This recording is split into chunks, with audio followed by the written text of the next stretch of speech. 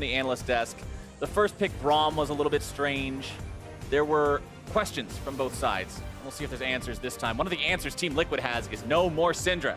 Get that out of the game. Bjergsen is not allowed to play that one again. Yeah, it's actually the most received ban towards TSM. So it gets banned against them from blue or red side very frequently.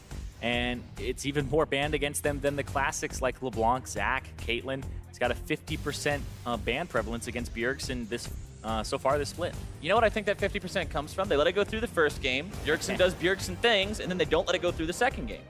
But TSM only play a lot of two-game series this split. Exactly.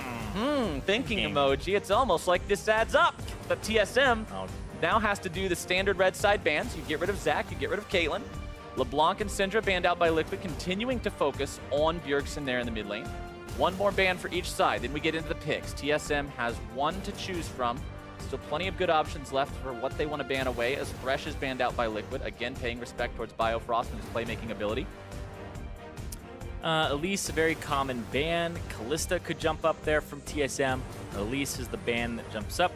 And I personally am a little baffled at why Elise is so highly banned, because I get that she's a magic damage dealing jungler and that it frees up a little bit of your composition and your damage palette, but compared to a lot of those tank junglers, she just falls off very quickly in the early game. She can snowball, I get that, but it doesn't feel like snowballing is always a very viable strategy for teams, where if you let them play something like the Elise, what's their fallback strategy once they hit the 15-minute mark? Especially a team like Team Liquid that hasn't really shown those late game macro calls.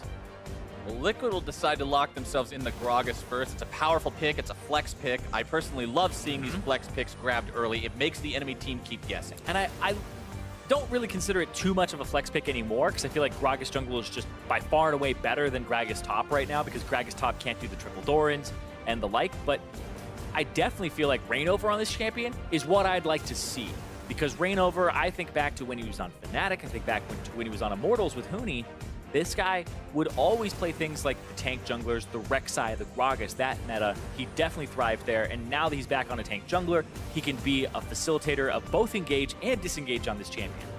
TSM responds by picking up their bottom lane again. They're deciding that if it ain't broke, why fix it? Grabbing Tristana and Braum for the second time, as Team Liquid picks up Corki for themselves. Yeah, and possibly a Kalista here, just once again get some engage in. Oh, Golden Glue, I don't... that was, yeah, the look that he gave Pain there was like, what is going on? Well, all right, Corki and Galio both picked up. Well, I guess they're flexing all over the place right now, because Corki could be ADC, he could be mid lane, Galio could be top or mid, Gragas could be jungle or top, so you really don't know exactly where everybody's going. But if that is a Corki that's in the AD carry position in the Galio mid, it's a very heavy magic damage composition, and you would need a fantastic carry top laner to try and deal with that.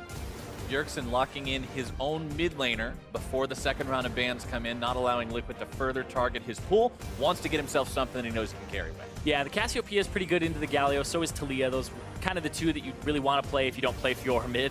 But I definitely feel like he's up against the Corki, so this is a champion that can operate against both those, so it's a good pick from Bjergsen to take that early on. And they banned Orianna. What? Wait. Okay. You okay there, Zyrene? You're the banned Orianna. You good? I mean, do they know something? Okay, maybe because they're banning, like, what do you ban here if you're TSM?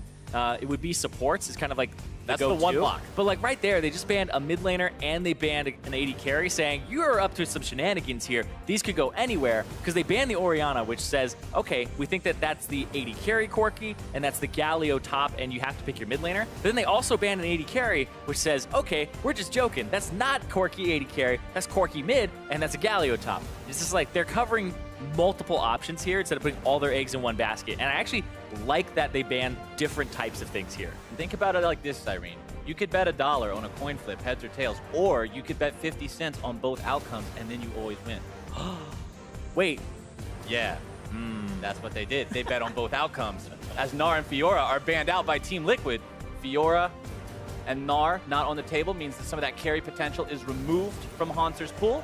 As Sejuani locked in for Svenskeren, and been seeing a little bit of her lately with the rise of the tank junglers. This is a champion that I see you play a lot, personally, in the Riot offices.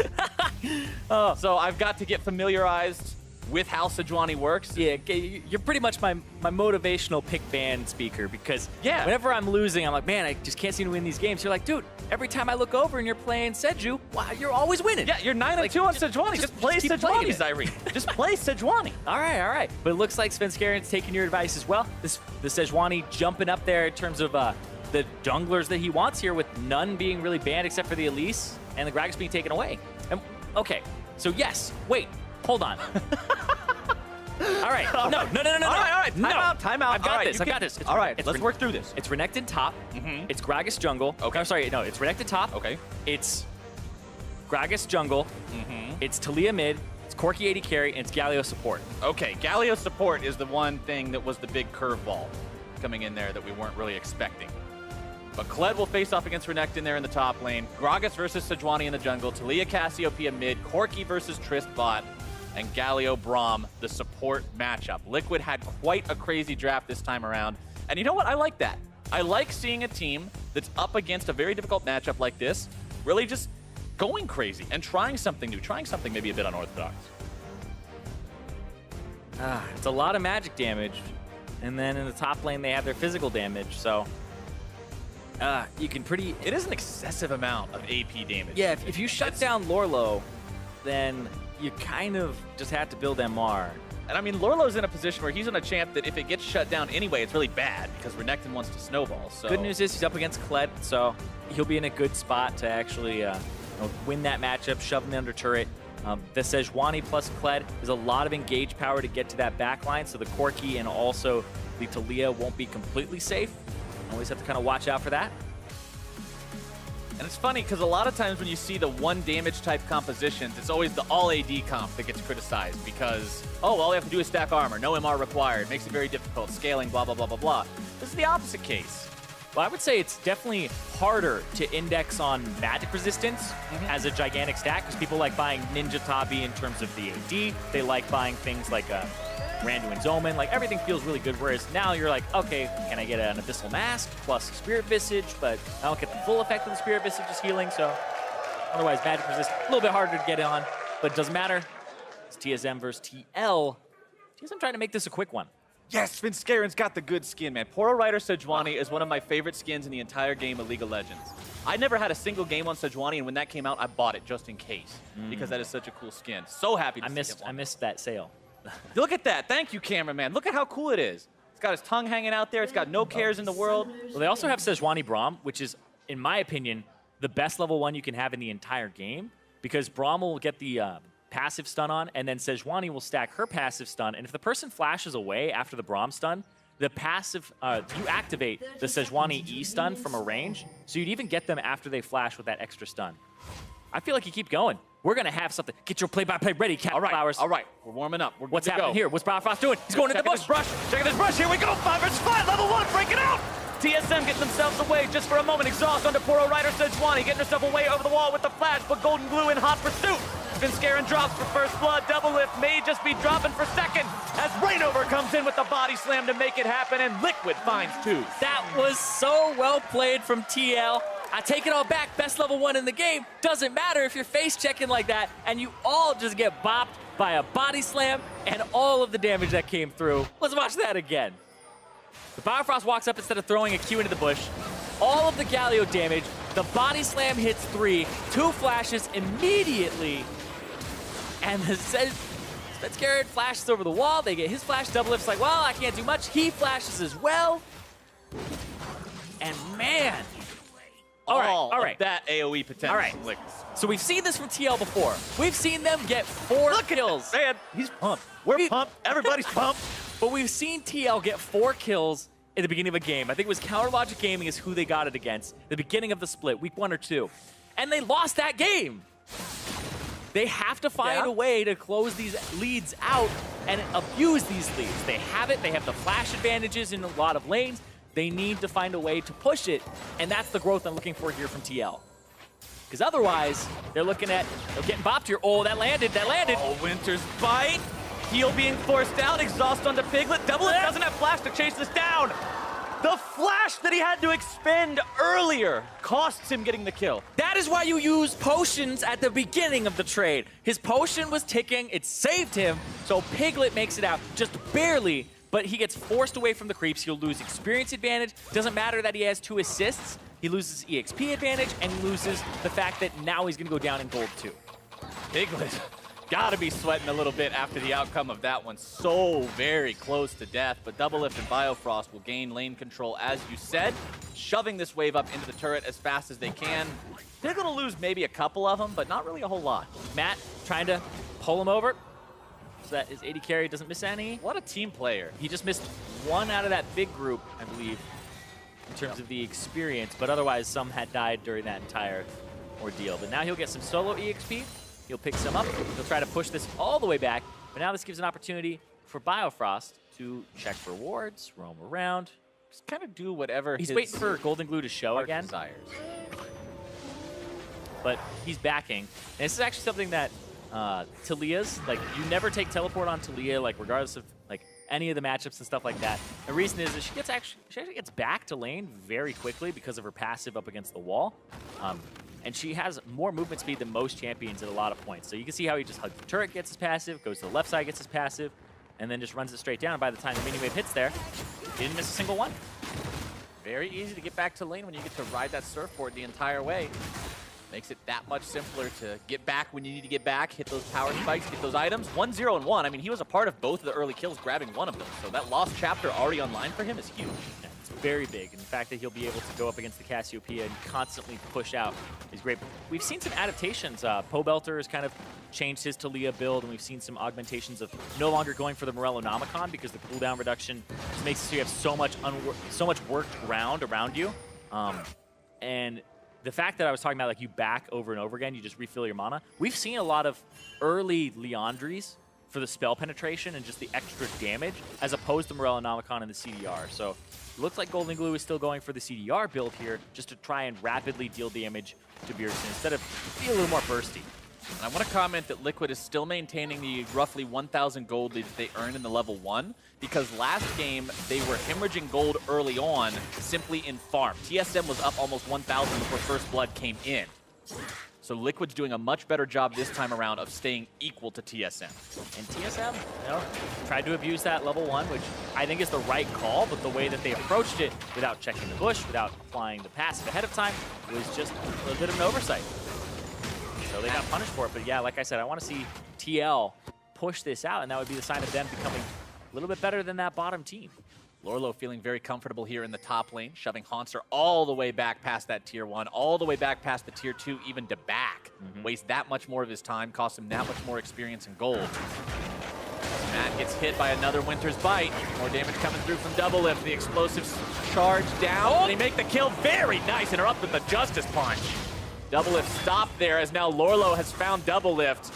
That little Yordle is proc food. Lorlo grabbing himself his first kill and the third one of the game here for Liquid. Yeah, looks like Golden Glue was coming to the mid lane, or coming from the mid lane as well, towards the bottom side. Svenskeren is going to help hold this wave and get the experience there. Matt, though, holds down the W, takes the extra damage reduction for a long time, knocks him up right after, too. The exhaust was also on Doublelift right before that to just keep Matt alive, and it made all the difference, too. Lorlo comes in, you lose some CS top, but it's not a big deal because he got that kill, and it takes quite a while to push without the Tiamat just yet, so. Overall, the game for a lot of top laners these days, since we're in a meta where top laners usually go Tiamat, Black Cleaver, Titanic Hydra, things like that. Without that Tiamat, the pushing is real slow. Even though the Bear Trap on a rope can hit all the minions, you can't get the second proc on them, which is where most of the damage comes from. Exactly. That's kind of low wave clear from the Kled, so he has to wait for it. And even then, you don't buy Tiamat very first item. You buy Phage into Tiamat, if anything. And if you're ahead, you go Phage, Tiamat, or just complete your Black Cleaver then. They are going to see Matt there. They're waiting for the respawn. Biofrost and Svenskeren, the double stun partners, are both by the buff. They will see it. And that's being started up. Actually knows what's going on. Yeah. That's when you have to check manually, because they didn't see any champion portraits pop up. Instead, you just see that the red buff gets pulled in. So they had to have checked that ward and looked at it. The Craneover is not going to have access to his own red buff there, as it gets stolen away by Svenskeren. Now, Sejuani's passive of doing extra damage to stun targets only works on her own stuns, correct? Yes. Not any stun target. All right. You have to cast a... So when you stun somebody with your ultimate or your passive, including monsters, you'll do a percentage of their HP. The monster one is just a flat 400, but you'll do a percentage of their HP that changes with your level. There's different breakpoints for it, like level 11 it changes, etc. And so you have to basic attack it or hit it with an ability. So if you ulti and then W the person, it'll make it break and stuff like that. There's also good combos too, because it ends up getting to like 15% of their maximum HP at like level 11 or something. So what you do is you stun the person with your regular stun, and your regular stun doesn't lock out your ultimate stun. So you can actually do 30% of somebody's maximum HP with a stun into an R stun and just get an auto attack on both of the stuns. A deceptive amount of damage for a champion that's supposed to be a hard tank. Yeah, that was... Orlo pops the ultimate onto Haunter here in the top side, knocks him off the Scarl. A little bit more damage goes down, but considering that courage meter is almost refilled already, not looking to make the dive. Get right back on that after he last hits a little bit. Bloop. Scarl, where'd you go? There you are. He's gonna walk back up here too. It's actually a full Renekton bar there as well for Lorlo. Lorlo's really being patient about this, just waiting for Haunter to come back up as Rainover's works coming, his right? way up there too. Yep. All Lorlo's got to do is stun him up long enough to make it so Rainover can make this kill happen. There you go. Damage coming through. Burst comes out. Explosive cask still available. Good flash over the wall from Haunter. Yeah, you didn't want an explosive cask and have it be the thing that dismounts Haunter, because you have to, you know, it'll put him in his place still, and he'll just dismount there if it's the killing blow. So you have to do it either at the beginning or you have to do it afterward, but didn't really do it right afterward, and you just get the flash over. Honestly, Kled's dismount is so strong against CC abilities because using them if they dismount him completely negates the CC effect of the ability. It's pretty troll effect, honestly. Something that a lot of times you don't consider fully until you play against it once and it happens, and then you don't forget. And the fact that Haunter's dismounted, didn't really have full knowledge either of exactly where Rainover went, because there could have been a cheeky thing he did where he goes back to the top lane. But Haunter doesn't have the same type of courage that he did last time, so we have to back here. His teleport almost back up. 7 seconds on it, so we'll see what he does. He'll probably walk back because it's a little bit off in terms of the timer.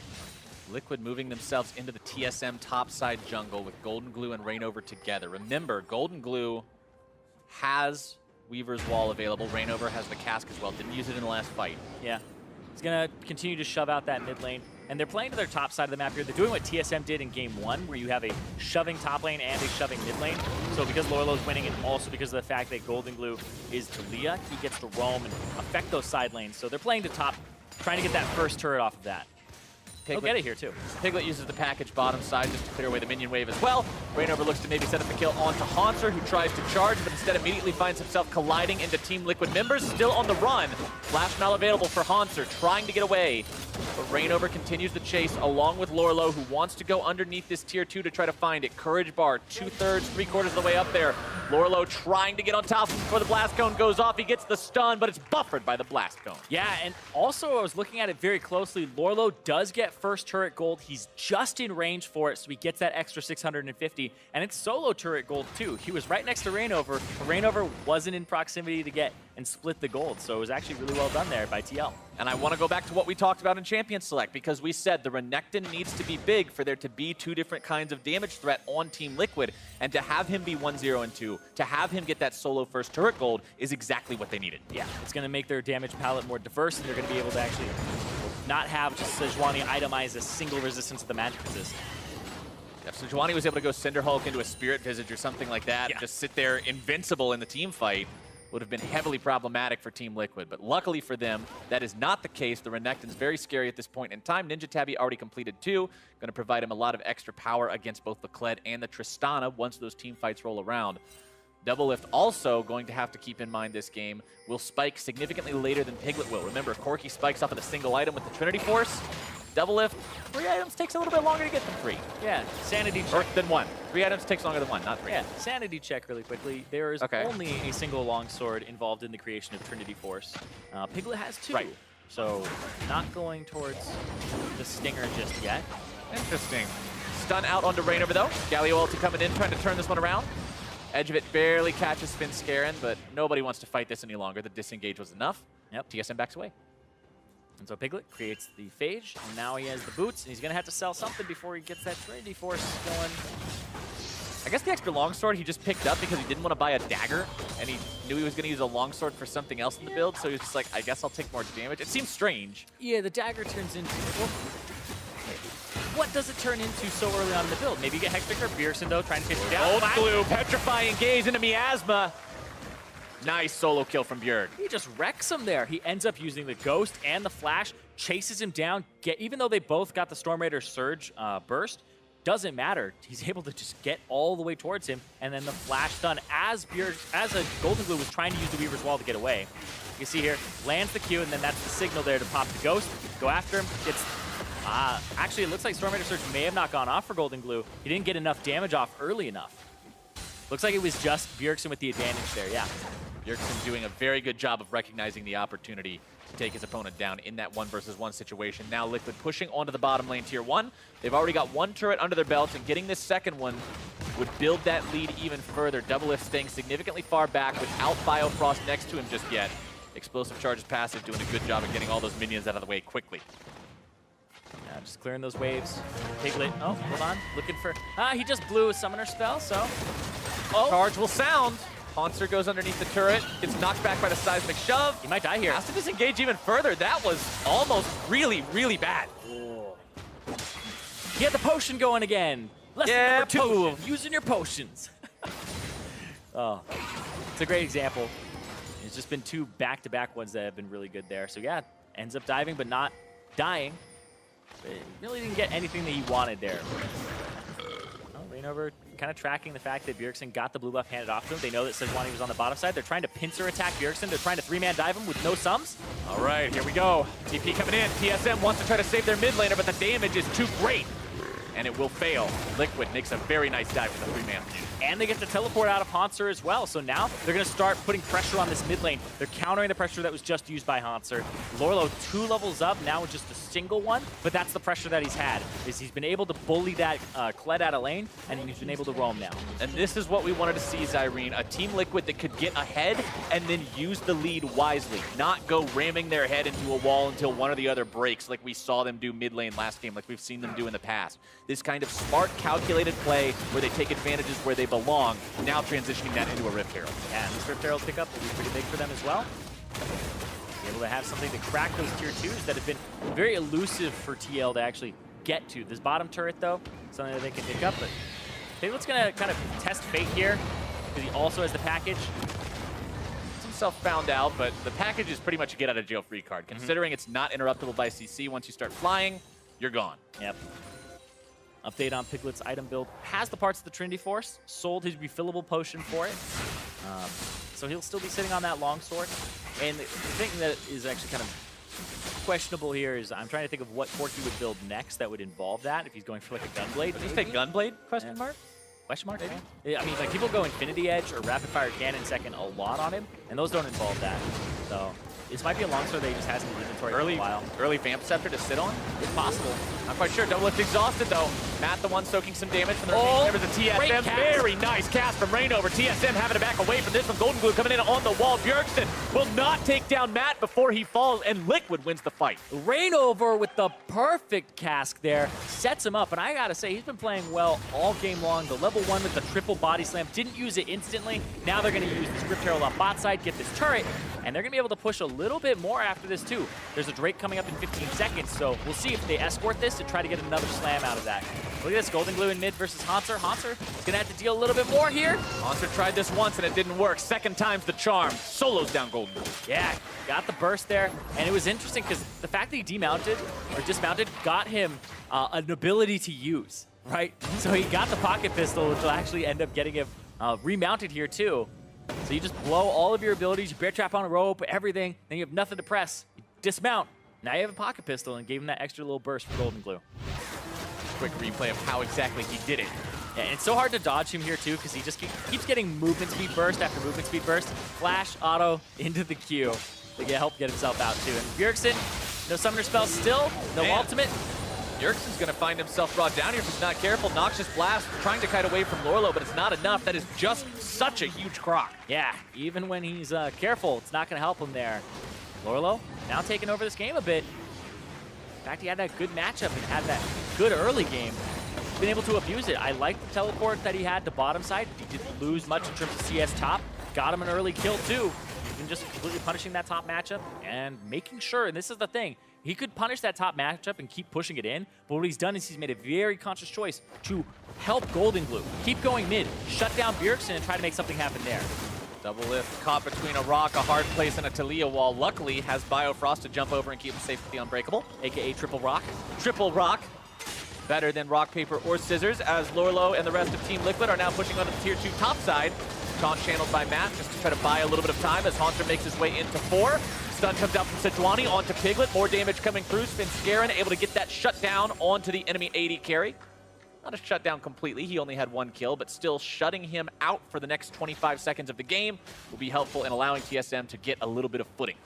Yeah, and TSM, you know, that's the beauty of the Sejuani pick. It's kind of like you can pick the Maokai for the AoE engage. The Sejuani is that pick and that long duration stun, as well as a little bit of a clearing power, but plus the game goes on. is hanging out here. Kled's gonna go in. Charge sounded. Matt Gets Sejuani in though. ends up getting himself pulled back here. The Justice Punch used to try to get himself away. Haunter dismounted. Lorlo comes over the wall. More damage going through. Svenskeren trying to finish off Matt, who is still barely alive. Gets slain by the flail as Svenskeren drops 2. Still a 2-for-1. Liquid gets the trade. Yeah, but now this middle turret's going to take some damage here. It's the trade they have to do, but also the bottom turret, Double Lift is on that, and he has the explosive charge. They're going to take that back as well. Better macro play overall from TSM here, grabbing a couple of turrets. Even though they lost the kill count in the top lane, getting the 2 turrets makes it worthwhile, closes the gold gap back under 4,000. Yeah, you trade 2 for 1, and then you get these turrets back. I definitely think that's a worth trade for TSM, but TL, still like you said, have that early game advantage. And now we're hitting that mid game. 20 minutes and 30 seconds here, and Baron will be up.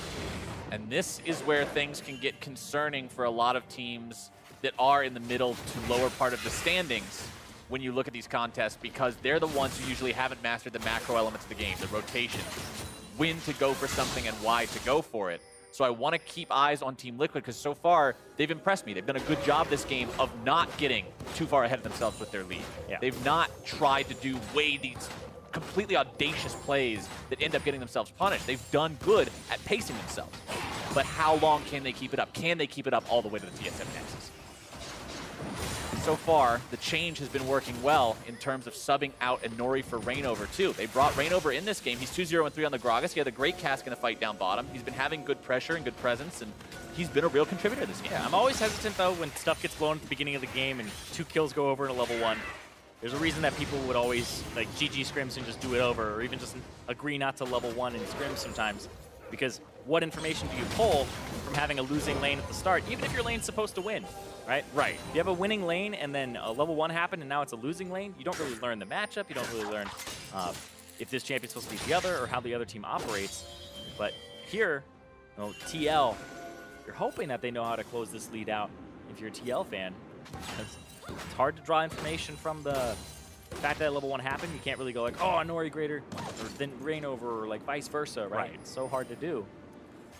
But those stipulations aside, it's still been a good performance from Team Liquid this game. 3-0-4 on the top laner, 2-0-3 on the jungler. Phenomenal performances by these two put together. Yeah. As you can see, more tank items being built by Reignover. You mentioned it last game, the Gragas capable of building that purely tanky build now. Haunter gets caught out a bit here by Golden Glue, charging away to safety. That ult being used defensively, though, is a good sign for Team Liquid. They know that's one less tool to potentially catch them out as they push for the final standing turret outside of the TSM base. Yeah, and they're using Lorlo constantly to be the split pusher. Wherever he goes, these turrets are going to drop. And now they have all 6 of those outer turrets. Might get flanked here. Interesting. You can't let the Cassiopeia have too much time with the Baron, so you want control of this area here. Reignover might be looking for a fight. Thinking about it. Galley ultimate used. Hero's entrance. Matt lands, taunt channeled, not within range of anybody on TSM. Biofrost separated from the rest of the team. Haunter now there in the middle. Lorlo going to be also tanking right there on the front lines for Team Liquid. TSM forced back, but they have been able to find 1 death so far, as Liquid may be in a spot to continue this fight. They're up 1. TSM still hanging around, still thinking maybe they can fight this. Svenskeren looking for Piglet. Off the side, Reignover being attacked now by both Double Lift and Bio. Well, Lorlo went mid. Lorlo is pushing mid, so what TL is doing is trying to keep the 4 members here. And if they check this, then, yeah, they don't find Double Lift. Double Lift backs, and he'll be able to defend this. Lorlo's very, very low. If anybody shows up from TSM, he knows he cannot fight them. Gets himself back, but a good job from Team Liquid sending that pressure towards mid lane and making sure that the fight closes out in their favor one way or the other. Yeah, and now Lorlo should back. There's 30 seconds on the Infernal Drake that you want to reset for. Piglet will clear out the top wave left if he needs to. TSM will shove out mid and bottom, and they'll try to head towards that Infernal as well. I assume that's where both teams are going to be looking right now. And something to keep in mind this game is that the Elemental Drakes have gone to TSM. Ha! Huh? Sorry. It was like, Piglet sold the longsword. He just sold it. Okay, it's gone. Apparently that was just an extra longsword because he wanted 10 extra AD for a little while. Yep. Is working on Infinity Edge now with the pickaxe and the crit cloak. As TSM still trying to hold on in this game, but Liquid's lead is continually and steadily building. They're up to almost 6,000 gold ahead of TSM. Yeah. They're in a great spot at the mid game. 23 minutes in, 6,000 gold up is nothing to be laughed at. Infernal Drake #2 is live. Teams might be looking to fight for this one. And the gold advantage is mostly on the top lane, the mid lane, and the jungle here. So it's that top half of the map for Team Liquid where they have a 2,000 gold advantage, 2,700. Look at this, like you said, Elemental Drake control. Still going over to TSM because they just shoved the waves out. They did the dirty work of messing around with your lanes before the fight, and it might pay off. Liquid starting it off here. Biofrost coming out as massive damage comes into the TSM lines. Bjergsen's already down. A lot being poured back into Lorlo. 1-for-1 trade so far, but now Liquid still looking to make more happen. Haunter getting himself over the wall with the pocket pistol. Spin Scarin barely getting away, having a flash just to survive. Double lift. Trying to get away, but it's a double kill for Piglet. Likely wanting to make it a triple, except he's not even the one responsible. Double lift with the outplay. Jumping away from that. Dodges the Justice Punch, and they die together. And it's an even trade. It goes 3 for 3 at the end as Double Lift picks up 2 and loses his life just barely. No love between players who fought together at the end of last split. Double Lift knows who his allegiance sides with now. Showing his moves against Team Liquid. This was a beautiful cast from Reignover. The Banshee Spell falls off of Bjergsen, hits him into the team. He had to flash away, gets taunted up. He drops at the start. And so Double Lift is really that big damage dealer who's left as Haunter gets dismounted. And they focus Haunter off to the side. And then he flashes over. And then everybody ditches. And then they send 2 to go to the top. And they send 2 down here with a full HP Golden Glue. He gets crit once. He gets crit twice. And then the explosion happens. And then another crit comes through. And oh man, Double Lift.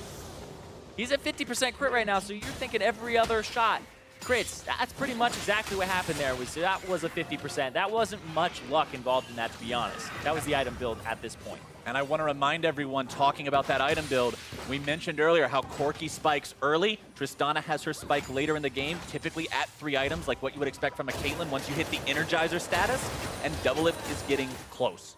Yeah, Double Lift almost there. Does have a Last Whisper to try and deal with the Frozen Heart and Gargoyle Stoneplate that have been purchased. The Frozen Heart, the big one from Reignover that'll slow him down, and that's pretty much an item that's just for him. Kled has pretty much max attack speed when he's using his W anyway, so trying to make sure he can't just remount as quickly, but also, like I was saying, it's mostly for Double Lift. Even though it was an even fight between the two teams, Liquid still sitting in command of this game overall. That 6,000 gold lead hasn't changed since we talked about it a couple of minutes ago. With the Gargoyle Stoneplate combination completed on the Lorlo, he's going to be an absolute menace in these team fights as well, as TSM will have to be very careful about the fights they choose. If Double Lift also just purchased, hold on though, trying to take a little bit of a fight. Spin Scarin's very tanky on those front lines. Glacial Fissure comes out, going to be laid down in the middle of this tight corridor, and they take out Piglet! This could be the fight TSM looks for. Lorlo on the front line, how long is he going to be able to tank for? He's got the stone plate, but he's still the target alone of all 5 TSM members. Biofrost nearly taken down as Double Lift goes in aggro, looking for the damage onto Gold Glue once more. Matt jumps in, the heroic sacrifice, and the triple kill for Double Lift. I can't believe what just happened. Piglet jumped in, eats 2 crits, dies, and now TSM are in control of the game. Reignover's gonna have to steal this. He has to be a hero here, but instead he's gonna be jumped on by D-Lift. Again, the late Quadra for the AD carry from TSM. This has just gone from good to bad in the blink of an eye. I was just talking about this at the beginning of the game, where you just have that feeling that the team has proven time and time again, a top team like TSM, split after split, that they always make the finals. There's a reason that happens. Those clutch moments, those decisions, they just make them a little bit better than their opponent, and it makes all the difference. Watch Piglet here, the Valkyrie forward. Can't flash away because he Valkyrie's right onto the grounded effect. Eats 2 shots, a static shift crit, another crit from Double Lift, and another auto, and he's dead. And he was trying to Valkyrie in, kill, and flash away, but the miasma was there, so that was Double Lift and Bjergsen both shutting that down. From blue skies to dark clouds for Team Liquid, things were looking so good, and now Double Lift, the expression on his face, that had to be when Piglet jumped into the fight. Yeah. Wondering why Corki was in the middle of everyone, but not complaining. 7,451 damage in that fight. Good God. Yeah, that's how you AD carry. That is an insane damage number. I was going to try to add all those up and be like, did he just do more than the entire enemy team? I think he got very close. Yeah, the numbers are probably similar enough to that we could say it, and nobody would flame us too hard for it. But now, TSM, along with that Tristana being such a threat in the team fights, she is a monster at pushing down turrets, too. QSS also completed for D-Lift, so if he does get caught out by some of that CC, he can get himself away from it. Yeah, the push continues. And this is one of the big things about having Double Lift back in the roster. People were constantly talking about shot calling, and he said he was kind of feeling like the break made him a little rusty, and he was still trying to get his groove back. The Tristana has worked out wonders for him, as well as the Ashe that he's been playing a whole bunch earlier in the split. And now, 7-3. Bjergsen 1-4-4. So Bjergsen has been kind of shut down and focused this game, and they've made it. Hold on, Piglet caught again, but he's able to get it. Comes out once more. Talia Wall dropped down to try to disengage this one. Svenskeren tanking an awful lot of damage, forced to flash away to keep himself alive. Winds of War thrown back to try to stop the TSM aggro, but the Glacial Fissure is fired off, and Team Liquid has to retreat after losing that turret. Yeah, like I was saying though, Double Lift, keep bringing him back, gives TSM another carry that they've been looking for. Hanser was stepping up and playing a few carries, but just having everybody have potential carry games is what you want on a top team. And TSM are showing, even if they're behind against TL, which is not the greatest sign at all, that they still have ways back into the game. Now they're pressuring onto the enemy tier 3. Yeah, the Tristana damage is simply too much. Team Liquid's not in position at all. They have their pants down right now. They're catching them like this because TL had 3 people mid looking Mountain Drake. They are not ready for this. The charge sounds just to scare away the opponents. Dive back onto Gold Blue. Hanser will zone him away for the time being. Miasma down to ground Team Liquid so they cannot re-engage smoothly. Svenskeren tanking up multiple members on the side of Liquid as Hanser keeps Lorlo on that rope. Double Lift looking for an opportunity to get some firing time as TSM wants to disengage, but a nice cast knocks the opposing top laner back. Double Lift has to be the target for Team Liquid, but he does so much damage that unless you kill him in an instant, you're risking your own lives on the chase.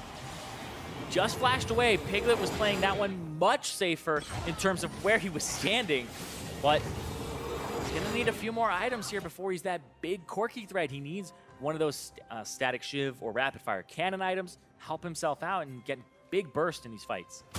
A game that was once 6,000 gold apart or more, Zyrene, is now less than 1,000 separating these two teams. TSM, honestly, if you're talking about gold effectiveness, gold efficiency, they're ahead because of the 2 Infernal Drakes they've gathered for themselves. Now looking to grab one last Elemental, get some mountain power, some more objective control, and it looks like Liquid's not in any sort of spot to contest this unless maybe some weird blind Corki rocket over the wall comes through and Sven decides that Smite isn't a button on his keyboard. Yeah, I mean, it is Piglet. I wouldn't put it past him, but he doesn't seem to be contesting this at all. No, nobody too concerned about this one. And Double Lift, though, on the other hand, does complete the Mercurial Scimitar here, so catching him is going to be very difficult. Even if you get a stun on him with the Renection or something, you have to immediately follow up.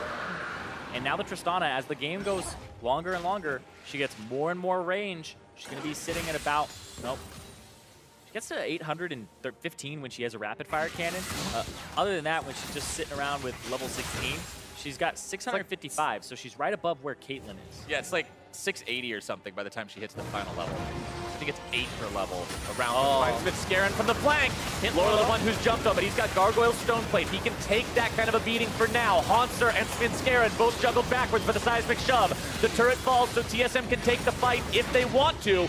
Heroic entrance down to where Lorlo was. Hanser going to be dismounted. Liquid trying to find their opportunity to make this counterattack work. Svenskeren low. Hanser dead. Liquid ahead in the fight. Biofrost out of mana. Svenskeren almost out of health. Bjergsen and Double. Full retreat from the carries and the remaining front line of TSM. Piglet in hot pursuit.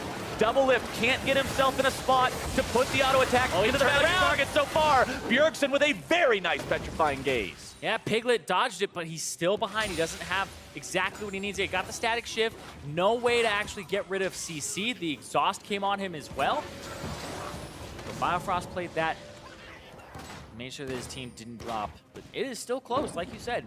It's not like TSM are completely in control of the game just yet. They're still behind in gold. Yeah, they're behind in gold, up in combat stats, but it's still one where you see this fight come out, and if this Weaver's Wall sections anybody off of the fight, then it might be one where TSM can't really fight it anymore. Right there was just keeping them in as they finish the turret. But they're able to focus down Hanser, who takes so long to actually drop.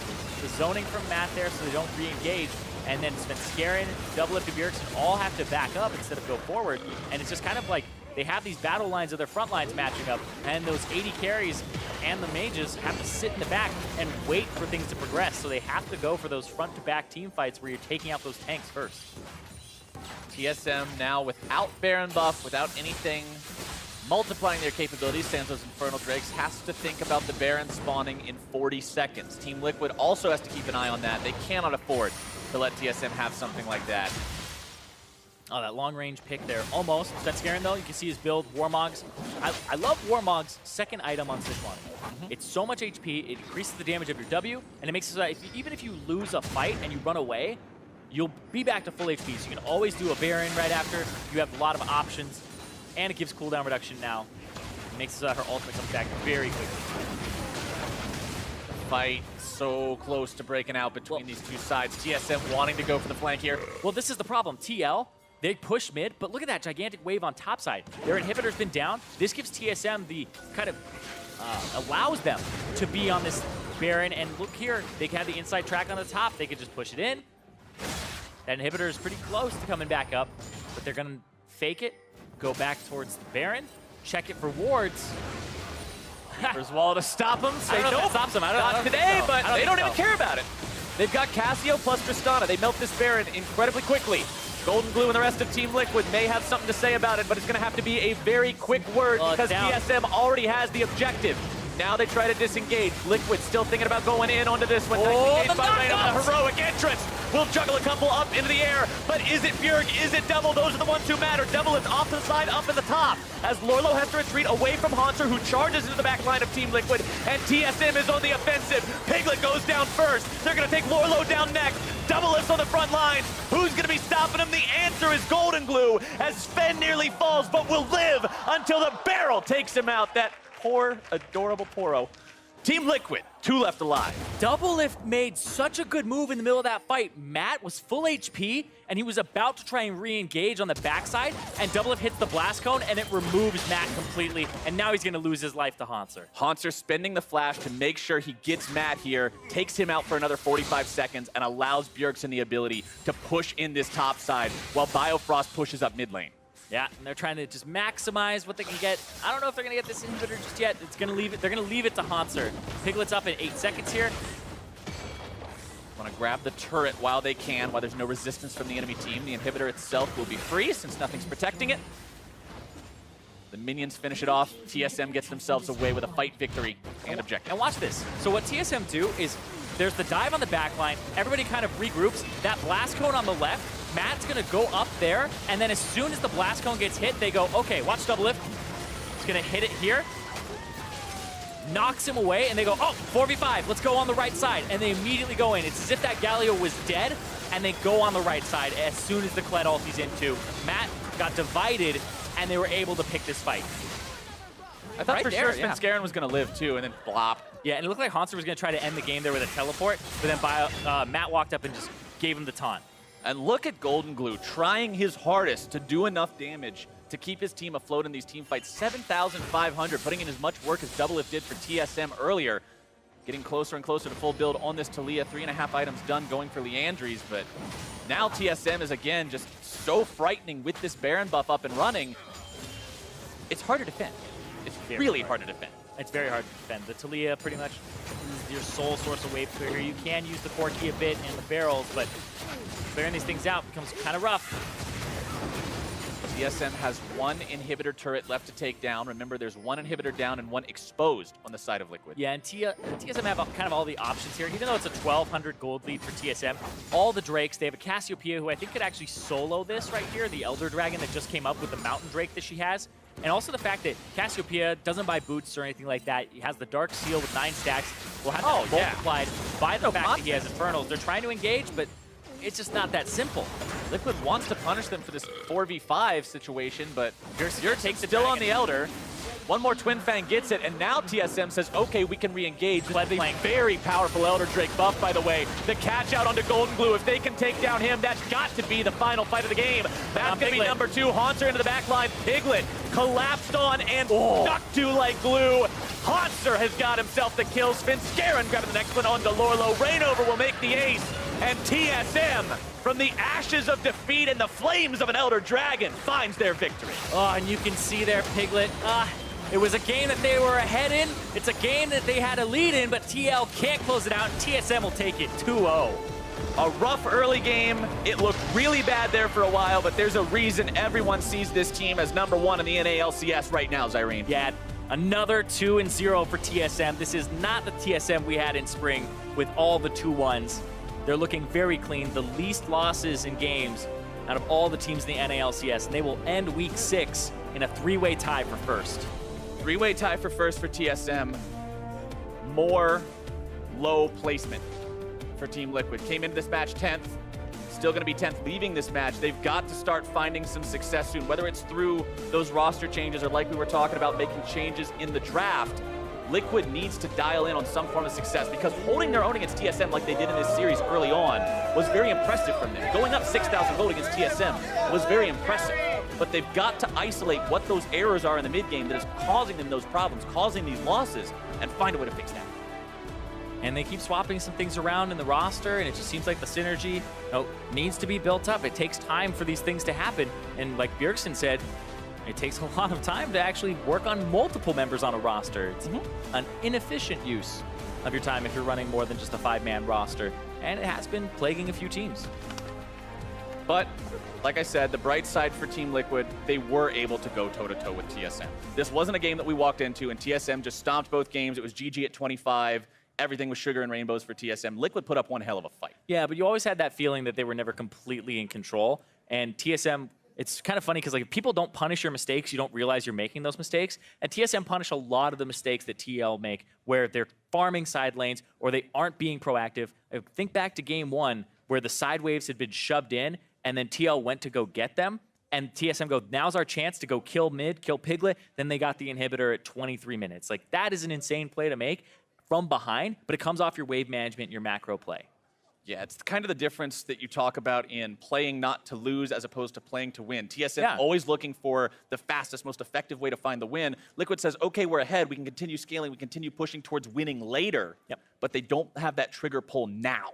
And not having the now means TSM can seize it. Yeah, and it's always kind of the conditions of what you need to do to win, where TSM, even if they're behind, they'll say, what do we need to do to win? And a lot of the times when they're behind early like that, sometimes the way that you win is you just make sure that you're playing slowly, right? That you slow down the enemy, and they did a little bit of that. Lorlo was getting TPs off and getting kills, but then it came to the team fights later on, the picks, and the way that they were able to just accelerate the game and play better macro. TSM were able to leverage that, and something that's been jumping out to me here is that was a 38.5 minute game, and Doublelift did 53,000 damage. He did almost 1,400 damage per minute.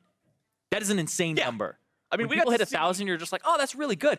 1,400 damage per minute. I mean, we saw the one fight, the damage recap, that was over 7K, and a lot of the fights were very similar to that one. But for a first-hand account on how TSM took the series, let's hear from Jat and the victorious bot laner himself. It was bad. Hey, thank you very much, guys. And yes, I'm joined by Doublelift. And you seem a little bit nonplussed over the victory over Team Liquid. I know you guys came back from Rift Rivals. You beat Phoenix 1 yesterday. Seemed like you struggled a little bit in the games against Team Liquid. What did you feel about these games? I feel like we haven't really improved that much in the last 2 weeks because we went to Rift Rivals and we were playing at our level and we were just trying to maintain our form. And then we came back and there's a couple days of jet lag, and then against Phoenix 1, we lost Baron both games versus Kalista, which is a very common Kalista strat that we should never fall for. And then against Team Liquid, we're just doing monkey plays and being behind early. I think I'm not playing very well early game because I just keep falling behind as Tristana. And like, you should try to be as little behind as possible as Trist because you're gonna outscale their AD anyways. And yeah, I think we're just not playing to our win condition very well, and we're letting teams like Team Liquid, bottom of the league, snowball. I mean, you say that, but they didn't snowball for the victory. As Cyrene mentioned a few times, 1,400 damage per minute on Tristana. That's quite high. But even while I was talking with you just now, you said you didn't play very well. How did you guys turn this one around against Team Liquid since they had gotten that early lead? Well, after the other game, we kind of did a count, and no one was ahead. So, except for actually Bjergsen was ahead. So we just decided to play mostly around mid and tried to play safe in the sides.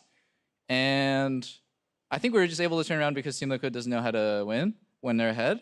And like, but not because we're super good at coming back, because I feel like when you have Talia and you're ahead, you should be able to take towers every time Talia has ulti. But yeah, they just were really bad at closing the game, and I think their comp was super magic damage heavy. They only had Renekton for physical. So we outscaled them because they let us outscale them. But I don't know. In terms of damage per minute, though, I had that 1v2, and that was like probably my best play of the game. And then the other ones, I think their front line was just taking so much damage for free.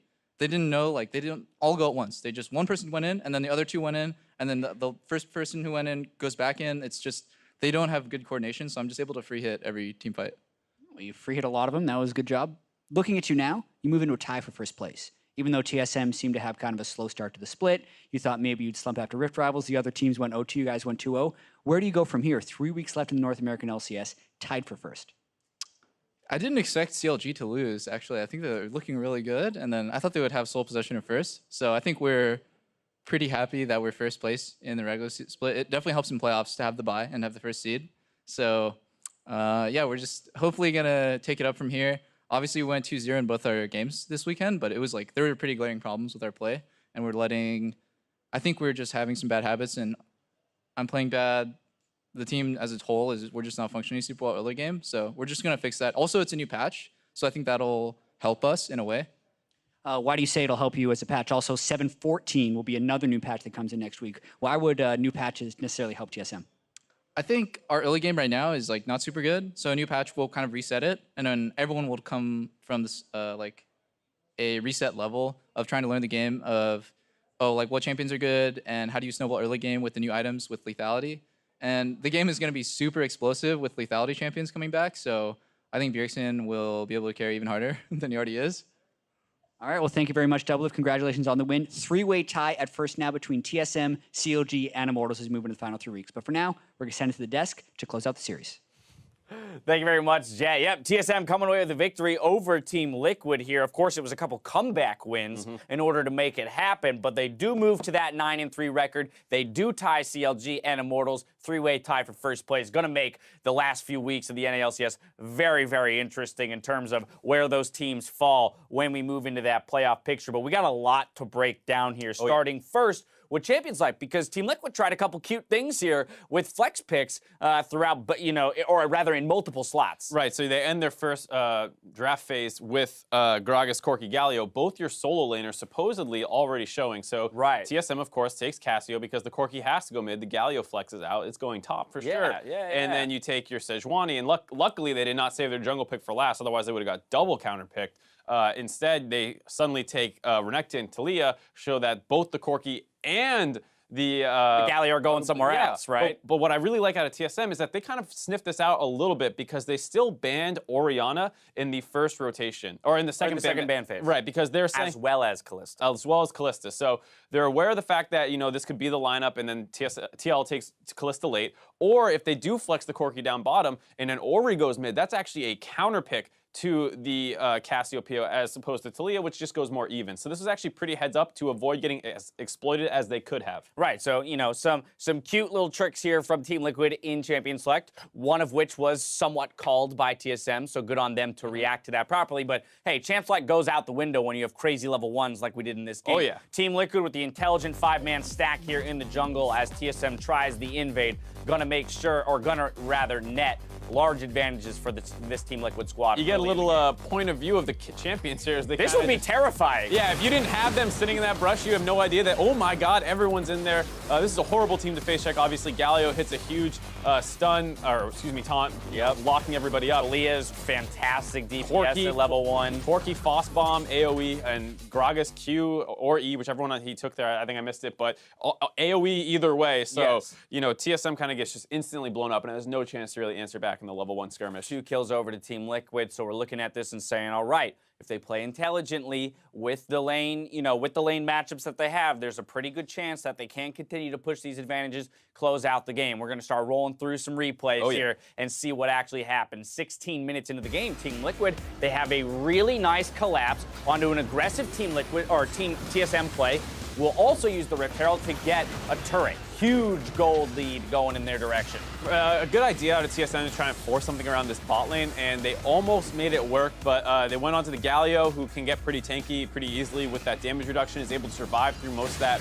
Talia's able to collapse, champion with great global mobility, and this gets turned, and then, on top of the fact that Rainover already had a little bit of the wreath on the play, so he was in position. They're able to drop that Rift Herald, take a turret, and you combine that with the early level 1 that was going in their favor. A couple other of the skirmishes were going decent for them, and out of nowhere, TL starts grabbing a lot of objectives. Now, Doublelift had mentioned that he feels Team Liquid let them back into the game, right? It wasn't necessarily the great moves that TSM made themselves. It was more Team Liquid not taking advantages where they could have. But I beg to differ a little at least bit on this play. when you've got things like this happening. Doublelift showing some mechanical prowess on Trist as Bjergsen will get zeroed out, and the majority of the damage dealt will come from that Tristana pick. Huge combination here out of TL. They knock multiple members back into their team into a Galio taunt, and this fight looks pretty much over from this point, and it's just a matter of chasing enemies down. The thing is, you're chasing down Doublelift, who's going to mechanically outplay you. Right. It's able to take Golden Glue from basically full health with his E and a couple hits here. Nice flash to dodge out on the last tick of damage,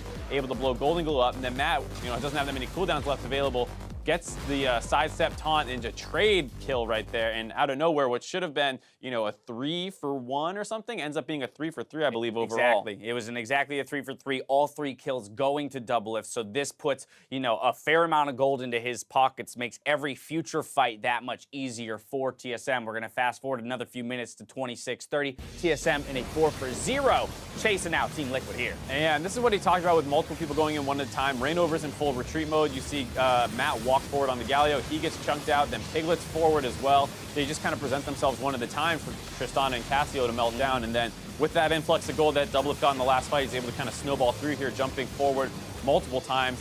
Gets onto Golden Glue, who's able to survive as Matt kind of gives himself up as the sacrificial lamb, but you end up taking 3 people down right next to the Baron, and this is kind of the catalyst for TSM getting back in the game. This is tough, though, too, right? Because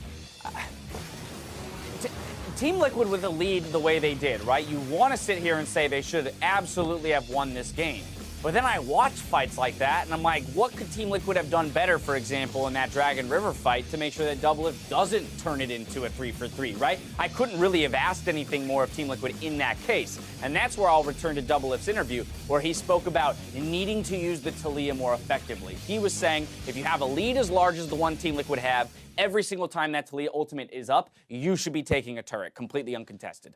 For the most part, but TL actually did grab a pretty good handful of turrets this game. It just came down to, it was around a 6,000 gold lead around that Baron when they ultimately lost it. I mean, they were super clumped up deep in the jungle.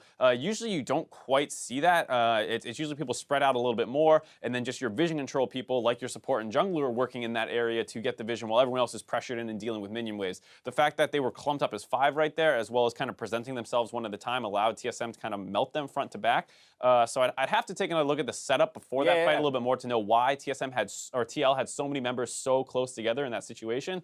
And I do agree that, like, from 6,000 gold ahead with that comp, you should win. True, you are all magic damage, but it hadn't quite hit that point yet where you can no longer kill TSM's front line. And the big problem was that Piglet just died right away at the start of the fight. Exactly. But all this said, basically what I'm getting at is that Team Liquid actually did do a lot right early. And again, you saw there in that fight, even, where things really started to feel like the tides were shifting, it was very much because Doublelift is just a rock star, not so much because Team Liquid is doing things incorrectly in that moment. Doublelift will pick up player of the game on that Tristana. He was measured in his self-assessment, but I'll be a little bit braggadocious for him. At least in this game, he performed. Yeah, absolutely. Double if smashed come the late game. I agree with what he's saying. The early game not great, especially in game 1.